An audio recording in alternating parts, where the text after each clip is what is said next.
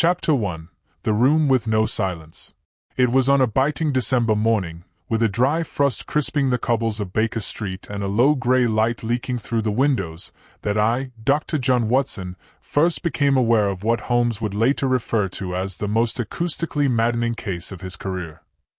The fire was blazing in the hearth, yet my companion stood motionless at the window, his profile lit by the pale wintry glow as he stared out across the fog-blurred street, his violin hanging slack in his hand. "Come away from there, Holmes," I urged, setting aside the latest issue of the Lancet. "You'll freeze your bones solid if you continue posing like a neglected gargoyle. There is something uncommonly unnatural in the silence of a crowd, Watson," he murmured without turning. "But what, I wonder, might one make of the reverse, a room which ought to be quiet, but is not?" Before I could respond to that cryptic statement, there came a sharp rap at the door, and Mrs. Hudson's voice announced a visitor. In strode Inspector Tobias Gregson of Scotland Yard, his overcoat still dusted with snow. His ruddy cheeks were unusually tight, and his eyes flicked to Holmes with an urgency I had rarely seen. "Mr. Holmes," Gregson began, breath fogging in the air, "we've a business in Bloomsbury that defies explanation. I beg of you, don't ask me to put it into words. You'll have to hear it for yourself." Holmes raised a brow. "Then it is a case of sound, not sight." "Both, sir. And yet neither," said Gregson. "It's the noise, Mr. Holmes. It never stops." Holmes laid his violin aside with deliberate care. "Explain." Gregson exhaled and stepped toward the fire. "A banker, wealthy, respectable, by the name of Edmund Carville, recently purchased a Georgian townhouse on Woburn Square. The place had been empty nearly a decade.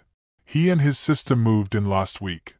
But here's the rub, they say there is never a moment of silence in the drawing-room, not even at midnight." Holmes looked intrigued. "What sort of noise?" "A constant murmur. Whispers. Taps and scrapes. Like voices behind a wall, but no wall yields them. Carville even called in engineers. Nothing. No pipes, no drafts, no rodents. The room seems alive with sound."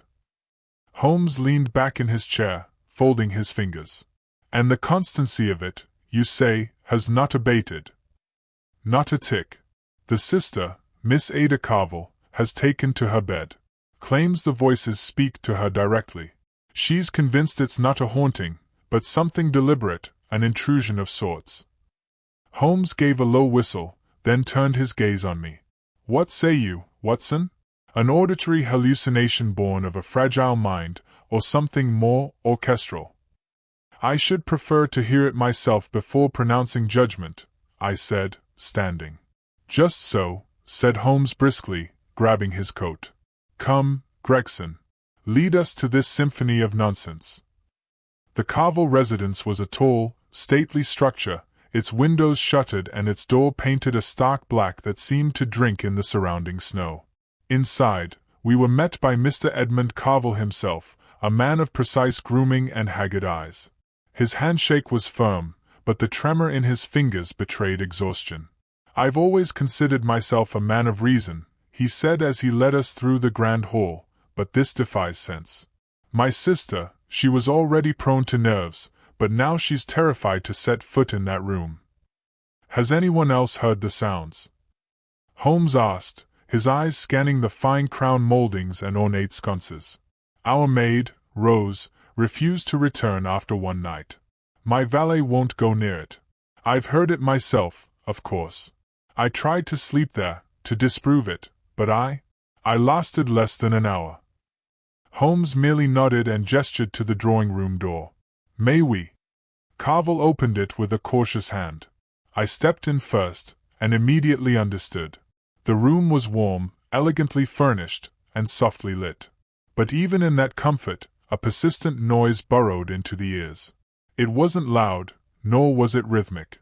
Rather, it was a faint, overlapping series of clicks, whispers, and distant breaths, so subtle that one might have dismissed it as the wind, and yet so insistent it could not be ignored.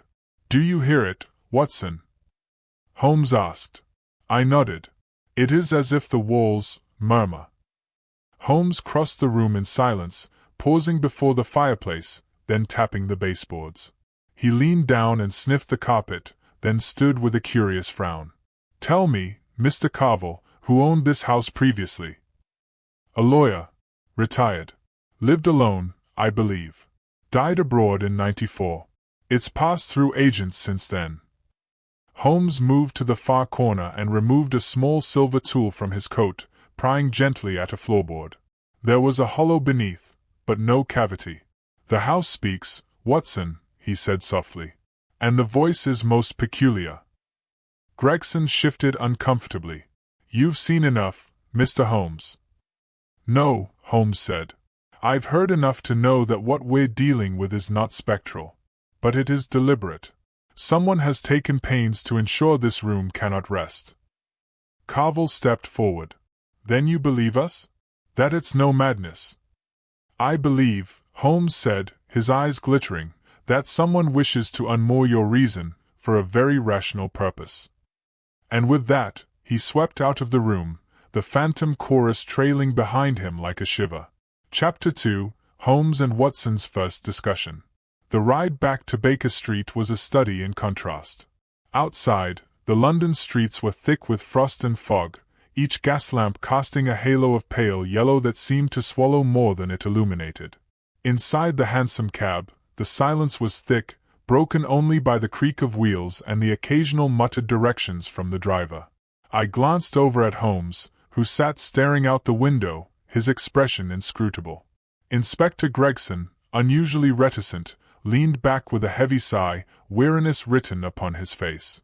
Once inside our sitting room, Mrs. Hudson had a fire roaring and tea freshly brewed. The warmth was welcome after the chill of Woburn Square, yet the lingering hum of the case seemed to settle over us like a shroud. Holmes poured himself a cup of tea but sipped it absently, eyes fixed on the fire. "A room without silence," he murmured. "An auditory impossibility. One must wonder what message it carries beneath its noise." Gregson sank into an armchair. "I don't know what to make of it, Holmes. I've been on the force for 20 years and have never heard of such a thing. The house was silent when Carville bought it, no neighbors complained. Then, within days, this constant, maddening sound began. It drives people from the house. His sister is near a breakdown." Holmes steepled his fingers. "Have you any reason to suspect a person, Gregson? An enemy of the Carvilles, perhaps?" The inspector shook his head. "No known enemies. If anything, Edmund Carville has been too private, too careful. His business affairs are respectable, though some say he's overly cautious." I interjected. "Did the Carvilles mention any recent visitors or disputes before the noises began?" Gregson's brow furrowed. "Not that I've heard. But the sister, Miss Ada, believes it is no accident. She said the sound whispers secrets and seeks to break her mind." That struck me as madness until I heard the room myself.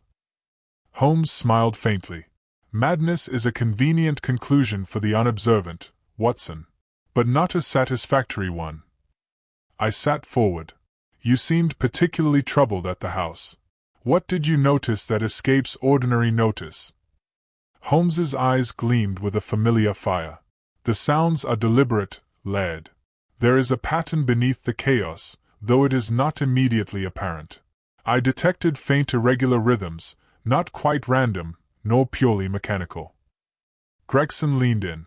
"You think it's some kind of code?" "Perhaps," Holmes said. "But the method and motive remain elusive.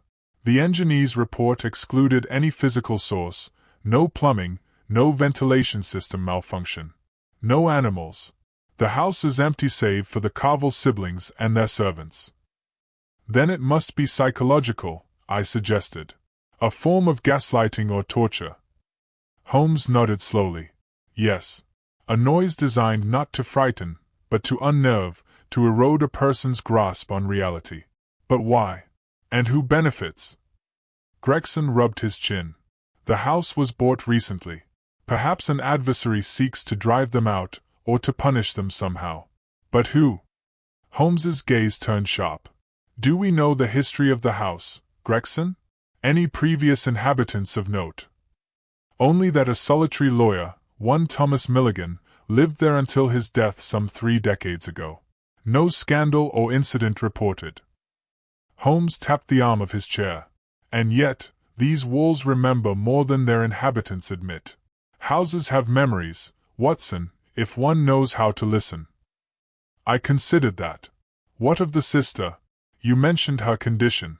Do we have a chance to meet her? Gregson nodded. She is confined to her room, too fragile for visitors yet. I can arrange a meeting if you wish.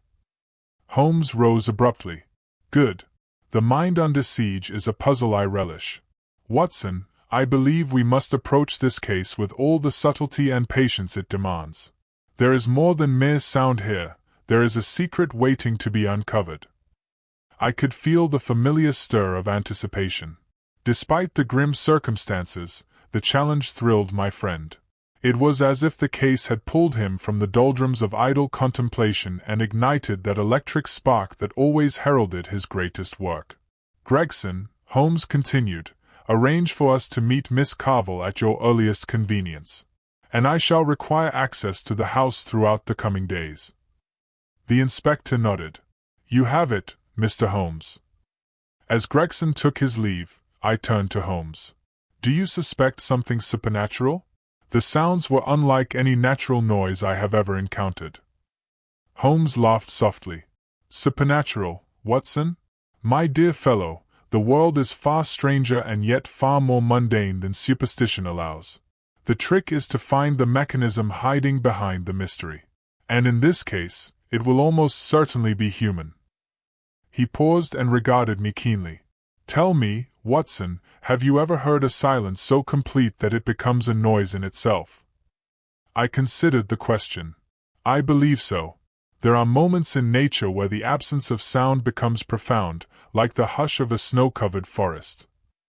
Exactly, Holmes said, eyes alight. And this case is the converse, a room that refuses to be silent, where the noise itself is the message, a carefully crafted weapon. I sighed. Then it is a test of nerves as much as intellect. Holmes smiled. Precisely. And it is a game I intend to win. That night, as the gas lamps sputtered outside and London lay swathed in its usual cloak of fog and mystery, I could hear the faint echo of the case settling in my mind, a whisper of the unknown that promised to unravel secrets far beyond a mere room with no silence. Chapter 3. The First Clues, a Scene of Deception.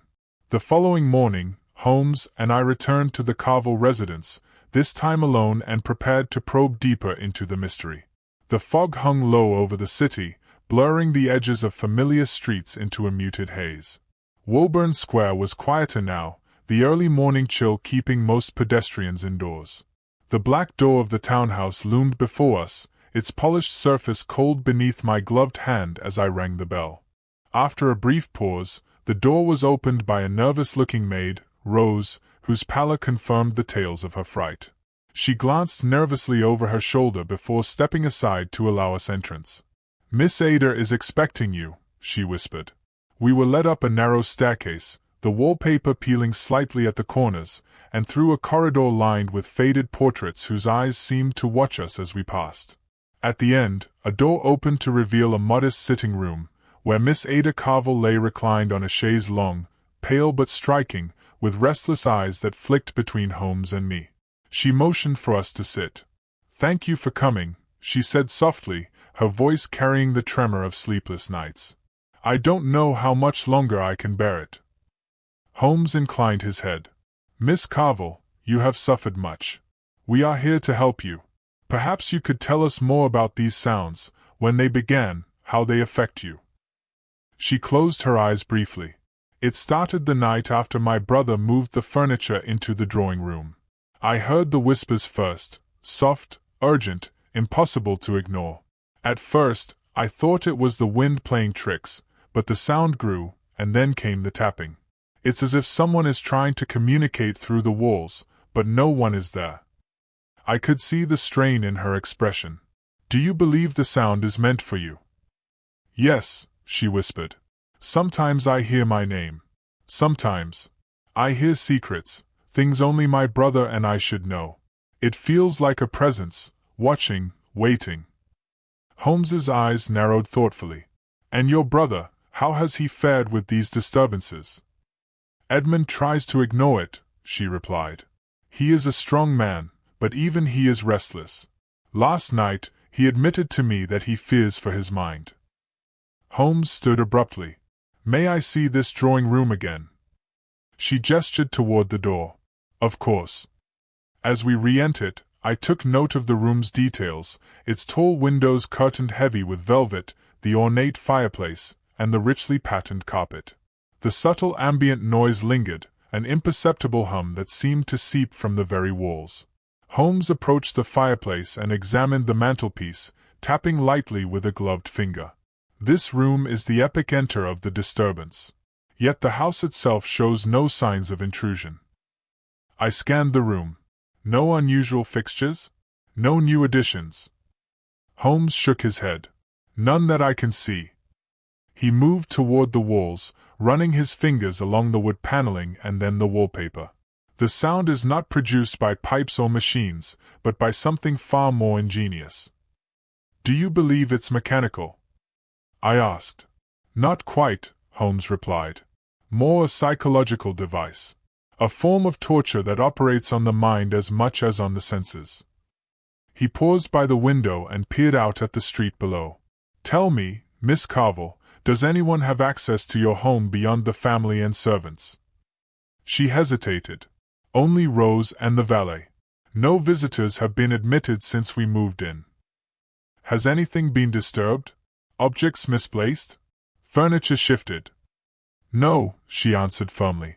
But the sounds themselves seemed to defy explanation. Holmes moved quickly to the door, opening it to call Rose. The maid appeared nervously in the threshold. Rose, you left after only one night? Holmes asked. She nodded. I could not stay. The noises, they seemed to crawl under my skin. Did you notice anything unusual during your time here? Any strangers? Odd deliveries? No, sir. Everything seemed normal. But the noises were relentless. Holmes gave a thin smile. The persistence of fear often creates its own reality. He turned back to me. Watson, the key lies in these sounds, both their origin and their intended effect. The absence of a physical cause suggests a device hidden from plain sight. I frowned. But how does one conceal a machine capable of producing such a pervasive noise? Holmes's gaze was sharp. By embedding it within the very fabric of the house. Concealed compartments, false panels, or even beneath the floor. He bent down and examined the carpet near the fireplace. I intend to search every inch of this room. Minutes later, Holmes was on his knees, delicately lifting edges of the carpet and probing beneath. I helped as best I could, but the faint noises continued unabated, as if mocking our efforts. At last, Holmes rose, brushing dust from his coat. There is a cavity beneath this floorboard, he declared, though it is shallow. Could it house a device? I asked. Possibly, Holmes said, but too small for anything mechanical of notable size. He paced slowly, eyes scanning the walls, the ceiling. The solution may be less tangible than we imagine. The Carvilles fear a presence, someone who wants to unnerve them. But to what end? Just then, a soft creak echoed from the far corner, where a bookshelf leaned slightly askew. Holmes's eyes flicked toward it. An entrance, perhaps. He stepped forward and pressed the side of the shelf, causing it to pivot inward, revealing a narrow, dark passage behind. Gregson's earlier mention of the lawyer Milligan came to mind. Could the previous owner have left behind such secrets? Holmes flashed a rare grin. Watson, you see, a room with no silence is not merely a room with noise.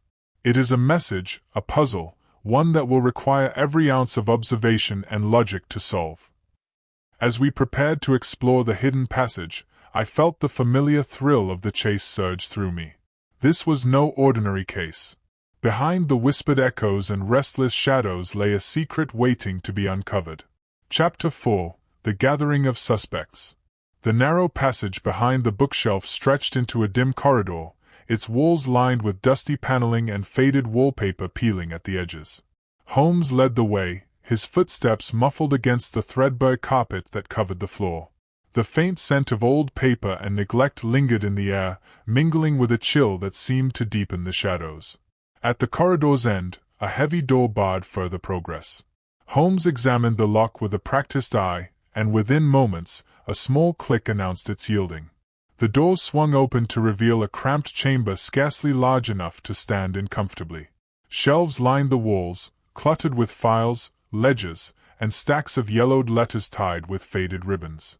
"It appears we have uncovered the previous owner's private study," Holmes observed, stepping inside and running a finger over the spines of several leather-bound books. "Mr. Thomas Milligan, I presume." "Professional interest seldom breeds midnight visits, Mr. Mason," Holmes said. "May I ask what business took you to Woburn Square at such an hour?" Mason hesitated briefly before replying, "I wish to speak with Mr. Carville privately. There have been irregularities in some accounts. I feared an error on our part." Holmes's gaze sharpened. "Irregularities? And was Mr. Carville aware?"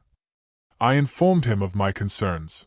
We agreed to meet quietly to discuss the matter before involving the bank's directors." Holmes allowed a thin smile. "A prudent step, if true. But I fail to see what this has to do with the mysterious noises," I said. Mason's eyes darkened. "Neither do I, Dr. Watson. However, the timing is unfortunate." Holmes nodded slowly. "Indeed. Your visit, coupled with the financial strain, paints a picture. But does it explain the whispering walls?" Mason's jaw tightened. "No. I suspect someone uses the noise as a diversion, perhaps to cover illicit activity." Holmes studied him a moment, then changed tack. "Tell me, Mr. Mason, are you acquainted with the groundskeeper, Samuel Reed?" "Only in passing," Mason answered. "Why?" "Because Mr. Reed mentioned strangers arriving at odd hours. Have you seen these men?" Mason shook his head. "No, but their presence would not surprise me. Financial disputes can bring unsavory visitors." We left Mason's chambers with more questions than answers. Though his explanations held surface plausibility, Holmes's instincts warned against taking them at face value. Back at Baker Street, Holmes reviewed our findings. "Mason's visit is a distraction, a red herring, Watson. While he may have motive, the true nature of the case lies elsewhere." I sighed. So we circled the room with no silence, still deaf to its secrets. Holmes's eyes gleamed. "Precisely. It is often the simplest detail overlooked that breaks the case. We must look beyond the obvious." That evening, Gregson summoned us to the Carville residence with urgent news. Miss Ada's condition had worsened. She was now convinced the voices were messages meant only for her, revealing secrets about those around her. Holmes examined her with clinical interest. "Miss Carville, can you recall any specific words or phrases?" She nodded weakly. "Yes. Names, threats, warnings. It is as if someone seeks to fracture the trust between my brother and those around us." Holmes's gaze darkened. "A clever ploy, indeed. The noise becomes a weapon aimed at the mind." He turned to Gregson. "We must consider the possibility of a confidant turned enemy, someone intimate enough to manipulate the Carvilles' lives from within." Gregson nodded gravely. "I fear you are right." The next days were a flurry of surveillance and inquiry. We observed visitors to the house, questioned servants, and scrutinized correspondence. Yet the room's murmur persisted, an unyielding presence that gnawed at the edges of sanity. One night, while standing near the drawing room, I heard Holmes mutter, "Listen closely, Watson. There is rhythm in the whispers. Patterns that speak louder than words." Leaning in, I strained to catch the faint clicks and murmurs, realizing for the first time that the room's no silence was, in fact, a code, one deliberately constructed. Holmes smiled grimly. "The game has changed. Now we hunt for a voice hidden in silence." Chapter 6. The Secret Clue, a Hidden Inconsistency. The days that followed were marked by a growing intensity to our investigation. Holmes and I divided our time between the Carville estate and Baker Street, dedicating ourselves to analyzing every scrap of information, every subtle sound echoing through the drawing room. The persistent murmur seemed to evolve with each passing hour, weaving a complex tapestry of indistinct whispers and faint tapping, like a secret language lingering just beyond comprehension, daring us to decipher it.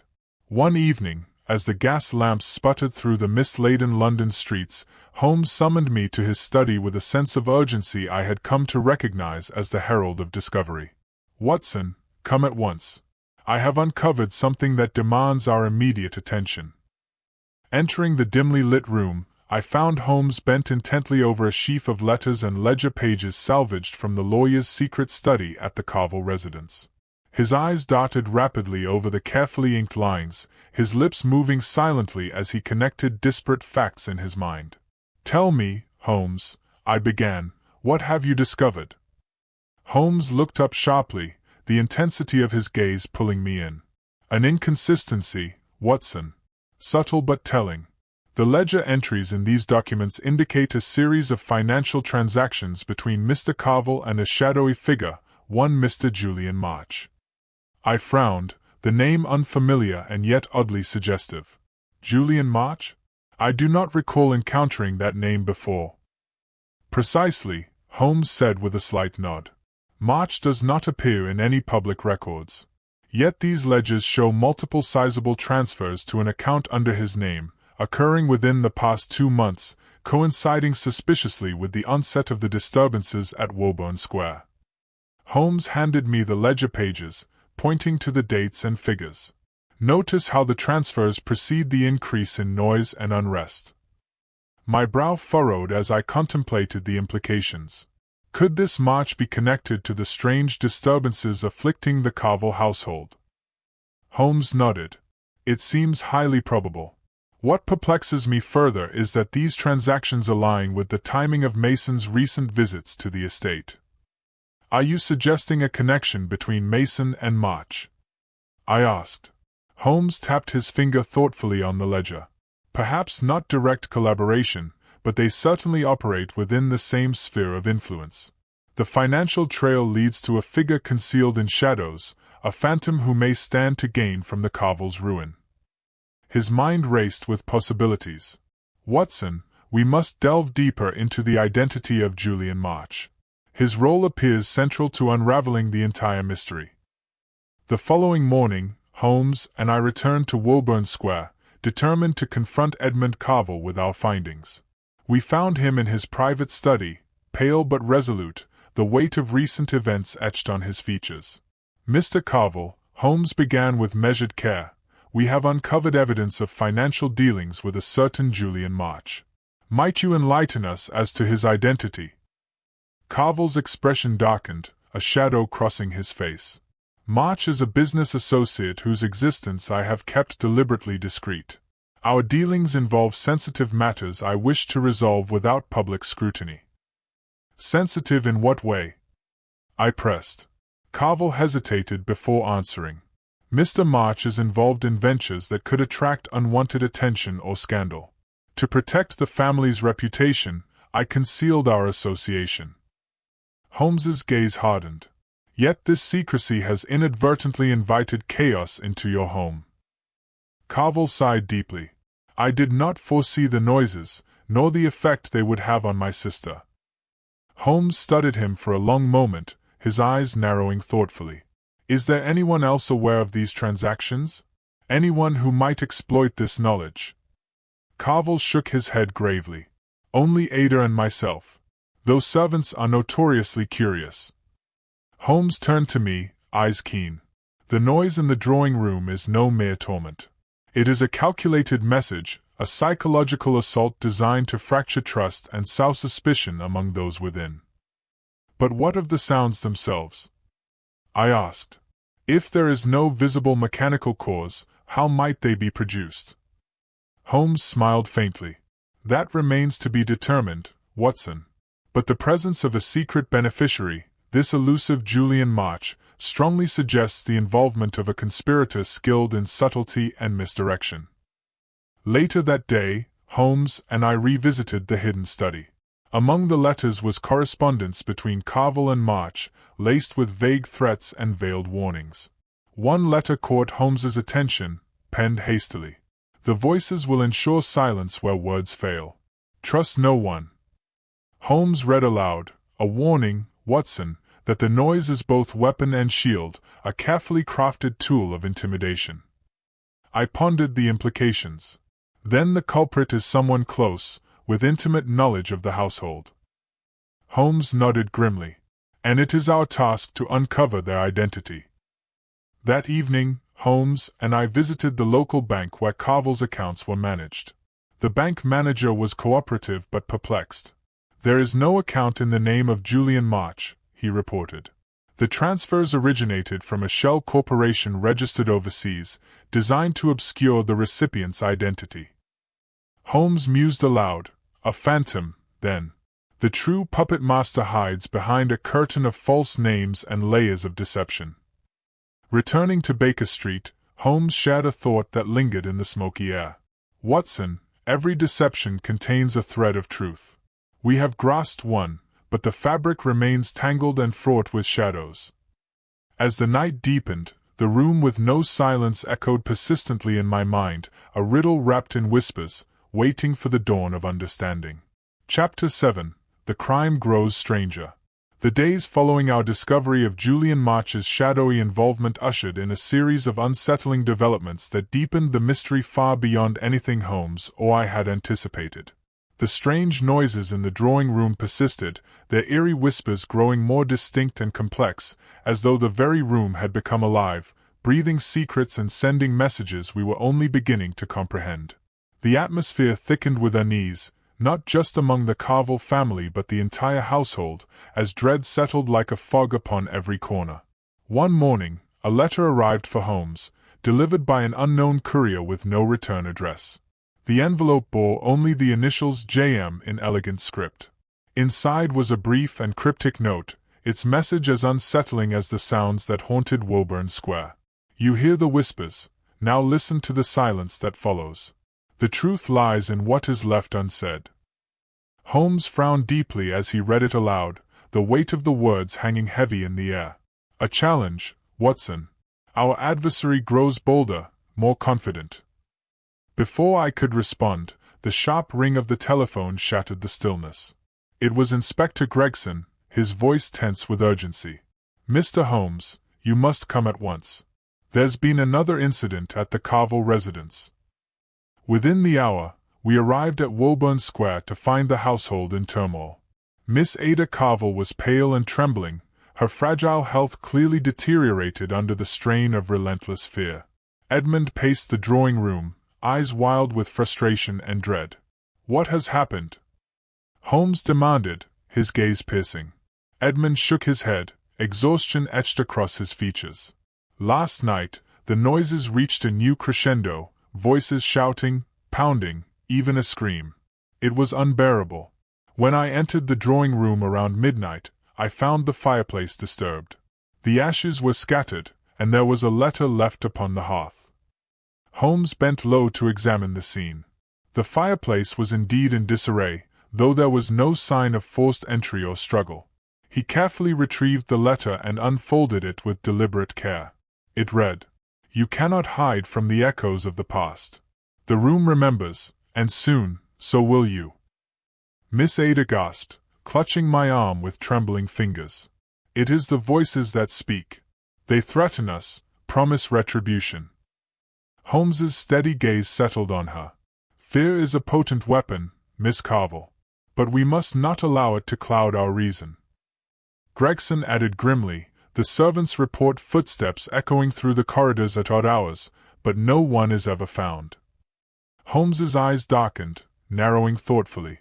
"A clever ruse to unsettle the household, and it suggests an intruder who knows the house intimately." As we moved cautiously through the silent rooms, I could not shake the growing sense that we were walking into a trap long laid, a trap designed to fracture minds and conceal a far more sinister truth. That evening, Holmes summoned me to the drawing-room, its persistent murmur louder than ever, as if mocking our efforts. We sat in near silence, straining to catch the faint clicks and whispers beneath the background hum. Suddenly, Holmes pointed sharply. There! A sequence of taps following an irregular rhythm, Morse code, perhaps. I leaned closer, intrigued. Can you decipher it? Holmes nodded slowly, fingers tracing invisible patterns in the air. It appears to be a warning, a plea hidden beneath layers of obscurity. Holmes carefully detached the device, his fingers steady despite its delicacy. Ingenious, he murmured. A cruel and calculated instrument. Yet the question remained unanswered. Who had installed it, and for what precise end? Holmes revealed the next phase of his plan, a psychological game to unsettle the suspects further. He invited Lady Eleanor Graves and Samuel Reed to the house under the pretense of assisting in identifying the device's origin. During their visit, Holmes engaged them in pointed conversation, subtly dropping hints about his knowledge and the device's capabilities, watching closely for any flicker of reaction. Lady Graves maintained her composure, though a fleeting shadow of unease crossed her eyes. Samuel Reed, however, grew visibly restless, his gaze darted nervously around the room, his hands twitching with anxiety. Holmes leaned in gently toward Reed. You have lived in this house longer than most, Mr. Reed. Surely you have noticed things others have not. Reed faltered, voice barely above a whisper. I did hear strange noises before the Carvels arrived, but I dismissed them. Dismissal can be a cloak for fear, Holmes said softly. Tell me, do you know more than you admit? Reed swallowed hard, eyes fixed on the floor. There was talk among the staff, someone seeking to drive the family away. A warning, perhaps. Holmes nodded slowly, his gaze steady. You are aware that such actions carry grave consequences. Reed's shoulders sagged in defeat. I wanted only to protect the estate. Holmes's eyes bore into him. And yet your silence enabled the torment. The game was fully in motion, and Holmes's sharp mind was skillfully drawing out the hidden threads, exposing secrets long kept in shadow. That night, I accompanied Holmes to Woburn Square, where the atmosphere was thick with anticipation. Holmes had arranged for the servants to be gathered in the drawing room, their nerves frayed and their stories varied. He began to recount the history of the house and the strange events, weaving his observations into a narrative designed to unsettle and provoke. Suddenly, amidst the hushed crowd, a servant named Martha shifted uncomfortably, her eyes wide with fear. I heard voices, she whispered. Not just in the room, but outside the windows. Someone watches from the street. Holmes fixed her with a piercing gaze. Do you know who? Martha hesitated, then shook her head. No, but I saw a shadowy figure late at night, lurking near the back gate. Holmes turned to me with a grave expression. A new lead, Watson. Our adversary grows reckless. As the night deepened, the room with no silence seemed to hold its breath, waiting for the next move in this intricate and dangerous game. Chapter 9. A second attempt, the culprit strikes again. The discovery of the mechanical device concealed behind the fireplace had lifted some of the fog enveloping the Carvel mystery, yet it also sharpened the sense of danger that hovered ominously over the household. Holmes's subtle psychological tactics were beginning to unsettle those involved, and it was clear that the culprit felt the tightening noose of suspicion and pressure. Late one evening, as a biting wind rattled the window panes and the gas lamps flickered uncertainly against the encroaching darkness, a sharp and urgent knock echoed through the otherwise silent house. Miss Ada Carvel, who had been resting in her chamber, appeared pale and trembling as she summoned us. Watson! Holmes! She called out, voice barely above a whisper yet laced with unmistakable fear. There is someone at the back door. I fear it is not a friend.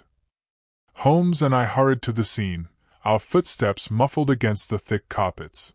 Outside, the night was thick with fog, the shadows twisting and dancing in the wavering light of gas lamps. The back door was slightly ajar, creaking gently in the cold breeze, and on the soft earth beyond, a trail of footprints was faintly visible, too large and irregular to belong to any of the household servants. Holmes crouched down, inspecting the prints closely. The intruder was cautious, yet hurried. A desperate soul, or one pressed by circumstance. Inside, the servants were gathered in anxious clusters, their whispered conversations punctuated by nervous glances toward the door. Rose, the maid who had fled earlier in panic, was notably absent, but Martha, whose recent sighting of a shadowy figure had provided a crucial lead, stood close to Holmes, eyes wide and alert. "Did you hear anything unusual?" Holmes inquired softly. Martha nodded. "Footsteps, heavy, uneven. Then, I heard a muffled cry coming from the drawing room." We rushed to the drawing room, where the mechanical device had once stood but was now carefully removed. The fireplace was once again in disarray, ashes scattered as if disturbed by frantic hands. Amidst the soot lay a hastily scrawled note, its ink smeared and hurried. "Silence will come only with obedience. The game is far from over." Holmes's eyes darkened, the flicker of the fire casting shadows that deepened his stern expression. "Our adversary seeks to escalate the terror. This is no longer a game but a deliberate campaign of fear designed to break their spirits." Gregson arrived promptly, his face grim and tired from relentless watchfulness. "We have intensified the watch, but the intruder remains elusive. The suspect knows the house well and moves with disturbing confidence." Holmes considered the situation carefully. This was no random act of mischief. The intruder is familiar with the routines, the layout, and the vulnerabilities here. "Could it be one of the servants?" I ventured. Holmes shook his head decisively. "I doubt it. The servants are too frightened to act with such boldness, and none has the motive necessary for such calculated terror." Turning to Gregson, Holmes issued precise orders. "We must tighten security and maintain continuous surveillance of all comings and goings. The culprit will strike again, and we must be ready to catch them." Returning to Baker Street, Holmes laid out his theory with his characteristic precision. "Our adversary is the scorned heir, wielding the room and its noises as weapons to exact a slow, torturous justice upon the family that cast him aside." "But why the elaborate charade, Holmes?" I asked. "Why not confront the family directly and settle the matter openly?" Holmes smiled faintly, a shadow of irony in his eyes. "Because, Watson, direct confrontation often fails. True power lies in unseen manipulation, in turning silence into noise, trust into suspicion, and safety into paranoia. It is a psychological siege as much as it is a physical one." His mind was already plotting the next steps, a careful unraveling of the intricate web of lies, deceit, and buried pain that had festered in the quiet corners of the Carville legacy. That night, as the city outside slipped under a veil of fog and quiet, the drawing room whispered as always. But to Holmes, the room spoke clearly now, its ceaseless murmurs a confession in sound, waiting patiently to be translated and understood. Chapter 11. The Bait, Holmes' Grand Strategy. The grim truth about Julian March, the disinherited heir bent on revenge, cast a new and chilling light over the relentless whisperings that had haunted the room with no silence. Yet Holmes knew full well that merely identifying the adversary was not enough to end the torment. The elusive culprit still held the advantage, weaving shadows and illusions to obscure their identity and motives from even the keenest observers. It was in the quiet hours of an overcast evening at Baker Street that Holmes laid out his plan with a rare solemnity that made clear the gravity of what was to come. "Watson," he said, spreading a carefully drafted map of Woburn Square across the scarred oak table, "the time has come to set the bait and watch who takes it." I leaned forward, intrigued. "And what bait do you propose, Holmes?" His eyes gleamed with that familiar spark of cunning and resolve. "A false message, a whisper of surrender, that will draw our adversary out of the shadows and into the open where we can observe and trap them." Holmes explained in detail that he intended to plant a carefully worded letter, purportedly written by Edmund Carville himself. The letter would confess knowledge of Julian March's identity and offer a tentative truce. Its purpose was to provoke the culprit's desperation, forcing them to make a revealing move under the belief that their secret had been uncovered. The letter was crafted with Holmes's meticulous attention to tone and ambiguity, balancing confession with invitation. "To the shadow that haunts my house, your message is received, and your intent understood. Meet me where silence once reigned, and peace may yet be found. We agreed that the letter should be placed in the drawing room, the very heart of the disturbance and the site where the incessant noise had first cast its pall over the household. It was a deliberate and symbolic invitation, designed to stir the enemy's hand. The following day, under the cover of a dense and creeping mist, I delivered the letter to the fireplace hearth, where Holmes watched from a discreet distance, his gaze never wavering.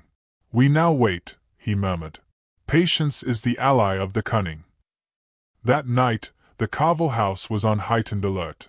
Inspector Gregson and his men had been stationed discreetly around the perimeter, ready to intercept any suspicious movements.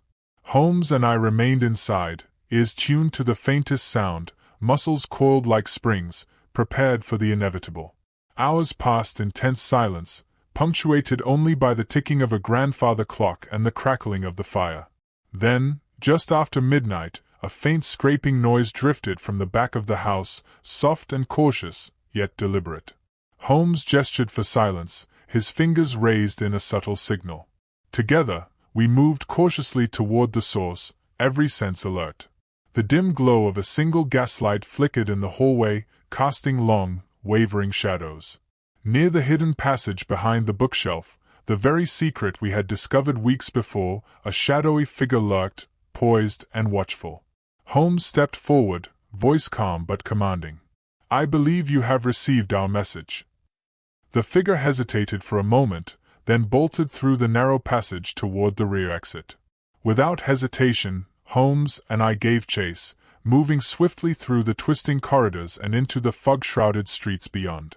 Despite our best efforts, the intruder slipped away into the night, disappearing like a ghost into the misty labyrinth of London's byways before we could capture them. Back inside the house, Holmes examined the scene near the fireplace. The letter remained untouched, its delicate paper crisp and unblemished, yet the intruder's presence confirmed our bait had been taken. "We have forced the hand of our adversary," Holmes said quietly, his tone threaded with both satisfaction and caution. "But they are cautious and quick, with eyes always watching, always calculating." Shortly thereafter, Gregson arrived, breathless from the chase. "The suspect remains elusive, but we found this near the garden gate," he reported, handing Holmes a small pendant, a tarnished silver medallion engraved with the family crest. Holmes studied the pendant intently, tracing its worn edges. "A token of lineage, Watson. Our shadowed foe carries the weight of heritage even as they wage this vendetta." Turning to me, his eyes burned with renewed resolve. "The game intensifies. Desperation will soon lead our culprit to errors." In the days that followed, Holmes orchestrated further subtle provocations. False information was leaked to the servants under careful guard, whispered rumors circulated among acquaintances of the Carvilles, and veiled hints of knowledge were planted in places certain to reach the ears of the conspirator. Meanwhile, Miss Ada's health showed marked improvement in the relative calm, though the tension lingering in the house remained palpable, a reminder of the battle fought within those walls.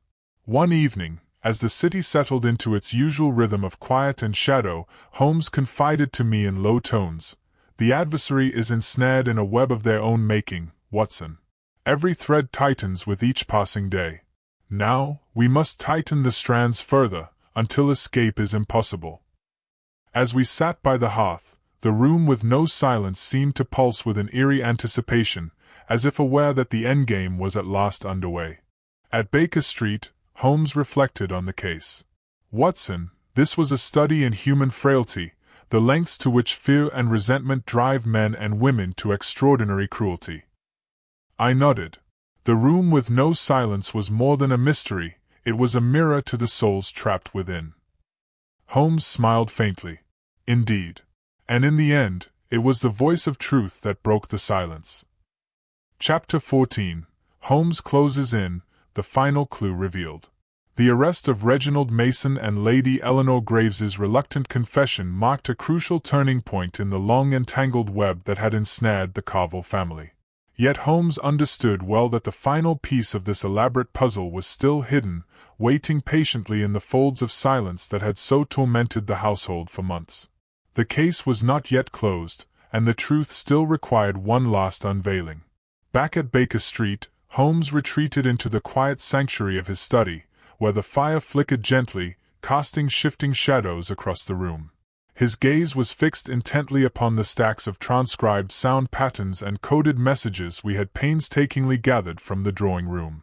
The persistent murmurs, faint whispers, and tapping, once inscrutable and maddening, now revealed themselves to be far more than random noise. They were a deliberate cipher, a secret language encoded into the very fabric of the room's torment. He motioned me closer and tapped a small leather-bound notebook filled with meticulously charted sequences of sounds. "Watson," he said, voice low but brimming with intensity, "the solution lies in the very structure of the noise itself. The whispers and taps are not meaningless, they form a message, a confession even, woven with such precision that it eluded detection for so long." With a calm yet somber tone, Holmes began to read aloud from his transcription. "I, Samuel Reed, groundskeeper and brother to Julian March, confess to orchestrating this torment upon the Carville household. My actions were born of bitterness and a thirst for justice as I perceived it. I beg forgiveness for the pain I have caused. May this confession bring peace at last." The confession hung in the air like a ghostly voice transformed into written words, buried deep within the ceaseless noise that had once shattered the household's peace and sanity. Holmes's eyes gleamed with a mixture of satisfaction and sadness. It was Reed's final attempt at atonement, his remorse encoded within the very instrument of his cruelty. The device was both his weapon and his confessional. The story fell into place with remarkable clarity. A bitter family feud stretching back decades, a disinheritance that left Julian March embittered and cast aside, and his brother Samuel's painstaking orchestration of psychological warfare designed to fracture the Carville siblings and reclaim what had been lost through torment and manipulation. I turned my attention to the mechanical device itself, now disassembled and spread across Holmes's worktable. Its design was deceptively simple yet extraordinarily effective. A sound projector ingeniously concealed within the walls of the drawing room, engineered to emit an endless stream of whispered threats and coded tapping. The relentless noise was crafted to erode sanity, to wear down the minds of those who dwelled within. How did Reed maintain such a deception undetected for so long? I asked, my voice tinged with awe. Holmes smiled faintly, folding his hands.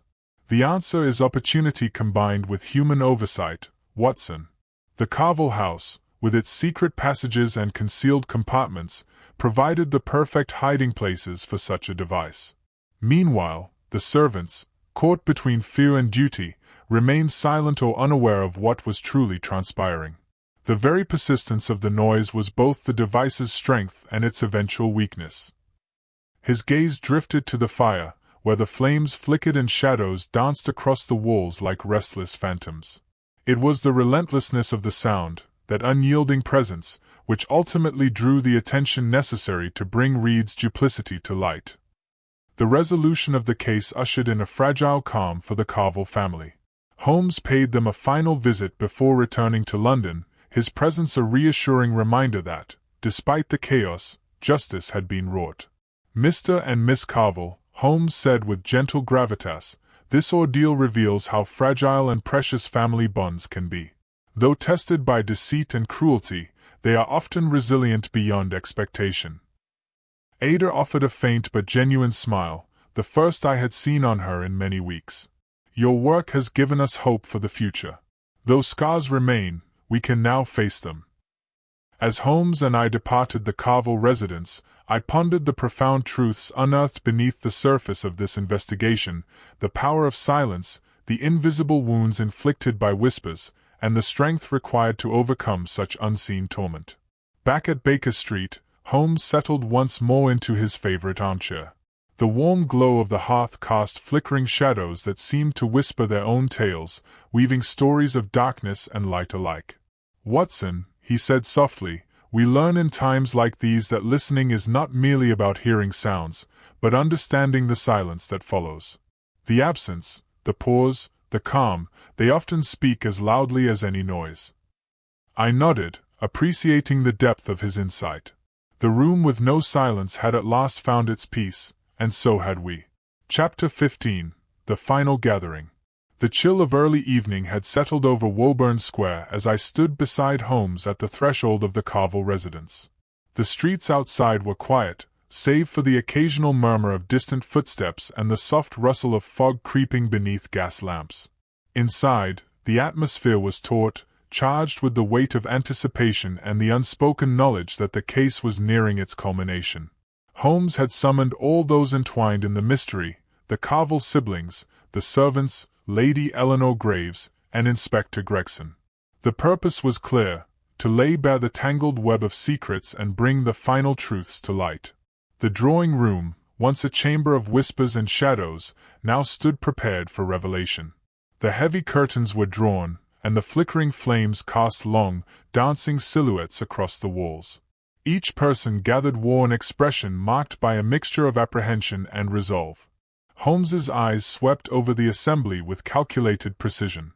"Ladies and gentlemen," he began, his voice steady and commanding, "we stand upon the verge of unveiling a story long concealed beneath layers of silence, deception, and sorrow." He paused, allowing the weight of his words to settle before continuing. This house with no silence was more than a stage for inexplicable sounds. It was the theater of human frailty, where vengeance and desperation found expression in a most insidious form. His gaze settled on Samuel Reed, whose countenance was pale but resigned. "Mr. Reed, you engineered the ceaseless murmurs that haunted this home, wielding sound as a weapon to exact retribution for your brother's disinheritance." Reed's voice was barely audible as he nodded. "I did what I believed was justice, though I have wrought nothing but pain." Holmes turned to Lady Eleanor Graves. "You, Lady Graves, whose family's history intertwined with the Carvilles, sought to control the narrative, to conceal secrets that might have brought ruin to many." Her eyes held a quiet dignity as she replied, "I wished to protect what little was left, though I now see the cost was far greater than I intended." Inspector Gregson stepped forward. "Mr. Mason, your business dealings and secret meetings only deepened the rift, introducing uncertainty and suspicion." Mason, now subdued, offered no defense. Holmes's voice rose slightly. "The true mastermind behind the torment sought to fracture the family from within, to use silence and whispers as instruments of destruction." Turning finally to Edmund and Ada Carville, Holmes's tone softened. "Your endurance through this ordeal has been remarkable. Though scars remain, the bonds of family have been tested and, I believe, strengthened." Ada's eyes glistened with tears as she responded, "Thank you, Mr. Holmes. Your wisdom has brought clarity to chaos." Holmes paced slowly before the gathered group. "Let this gathering stand as a testament to the resilience of truth and the triumph of reason over fear." As the tension eased, murmurs of relief and reconciliation rippled through the room. The shadows of suspicion began to lift, replaced by the fragile light of understanding. After the assembly dispersed, Holmes and I lingered in the quiet room, now free of its eerie murmurs. "Watson," Holmes said thoughtfully, "the final gathering is as important as the unraveling itself. It is the moment when silence gives way to voice, and the past finds its reckoning." I nodded, reflecting on the long journey we had undertaken, from the first haunting whispers to the ultimate revelation. The room with no silence had spoken at last. Chapter 16. The Reveal. Holmes breaks down the crime. The drawing room at the Carville residence was heavy with an atmosphere unlike any I had witnessed before, a mixture of anticipation, unease, and a shared yearning for truth. The flickering flames of the fireplace cast dancing shadows across the faces of those gathered: Edmund and Ada Carville, Lady Eleanor Graves, Reginald Mason, Inspector Gregson, the servants, and of course, Holmes himself. The long months of mystery, fear, and torment had led us here, to this final gathering where all would be laid bare. Holmes stood with a commanding presence, his eyes sweeping the room as if measuring the weight of every heart present. "Ladies and gentlemen," he began, "we have been drawn into a story woven from silence, secrets, and shadows." The room with no silence, this chamber of ceaseless whispers and tapping, was more than an enigma of sound. It was an instrument of psychological torment, crafted with deliberate cruelty to unravel the minds of the Carvel family. He paused, the room falling utterly silent. Our tale begins in the past, with a bitter family feud and a contested inheritance that shattered bonds and festered into vengeance. Holmes described the discovery of the hidden study, the cache of letters sealed with the initials of Julian March. Julian March, he explained, was the disinherited son of the elder Carvel, cast aside by a will that favored another. His bitterness was shared and enacted by his brother, Samuel Reed, who took it upon himself to exact a slow and cruel revenge. Holmes's voice grew steady, yet heavy with the gravity of the revelation.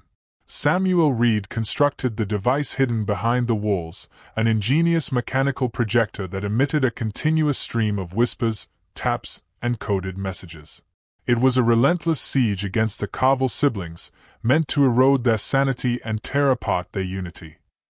He unfolded the decryption of the ciphered noise, revealing Reed's confession and plea for forgiveness. The confession was an admission of guilt and remorse, encoded in the very torment it described. Turning toward the assembled guests, Holmes addressed Lady Eleanor Graves. "Lady Graves, your family's historic ties to the Carvels placed you at the heart of this affair. Though your intentions were protective, your involvement only deepened the shadows." Lady Graves bowed her head in acknowledgement, her expression somber. Holmes's gaze shifted to Reginald Mason. "Mr. Mason, your business dealings and covert maneuvers escalated tensions. Your attempts to manipulate events contributed to the web of suspicion and fear." Mason's face betrayed no remorse, only the cold acceptance of his role. Holmes's tone softened as he spoke to Edmund and Ada Carvel. "To you, I offer my commendation. Your resilience in the face of such cruelty is remarkable. Though you bear scars, your bond has endured." He concluded with a reflection on the nature of silence and secrets. This case reveals how silence, when filled with unspoken grievances and hidden pain, can be more destructive than any overt violence. It is only through truth, no matter how painful, that healing begins. The room settled into a hushed reverence as the weight of Holmes's words took hold. The tangled mystery was unraveled, the shadows dispelled by the light of revelation. As I sat quietly, I reflected in my journal. In that room once filled with unending whispers and dread, truth shone forth with clarity.